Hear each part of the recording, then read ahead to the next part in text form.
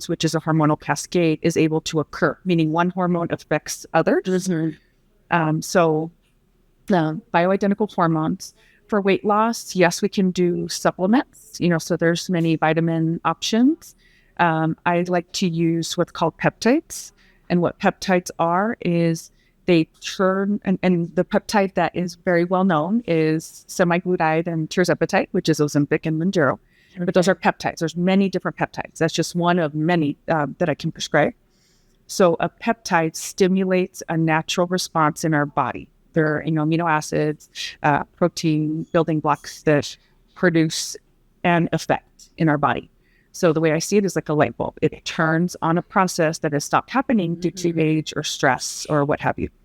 So in weight loss, there's peptides that we can use. In aesthetics, I like Sculptra.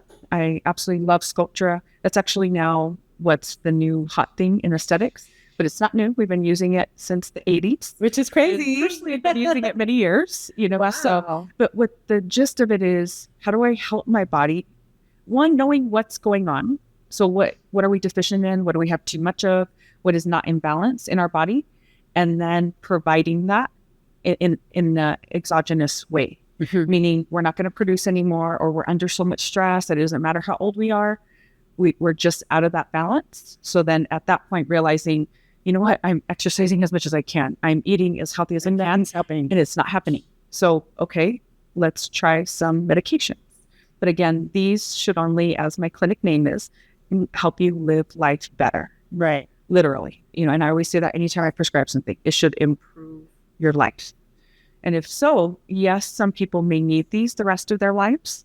And that, again, goes back on genetics, and other factors. Right. Aging, because we're battling aging. So everything's pretty much individually based on your personal needs.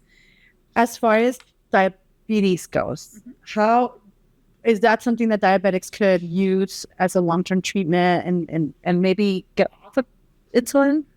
So I don't prescribe insulin. I treat insulin resistance. And that can be a little tricky for some, because it's like, do I have diabetes or not? And my answer is like, yes, you do. Mm-hmm. And some that can be taken kind of in a negative manner, but it's more to understand. Mm-hmm. So if we are insulin resistant, insulin is the storage hormone. So if there's weight to be lost, then if we treat and use certain medications that work on insulin, they result in weight loss. Okay. And we have over 15 years of data on Ozempic that I've personally been prescribing. So we now know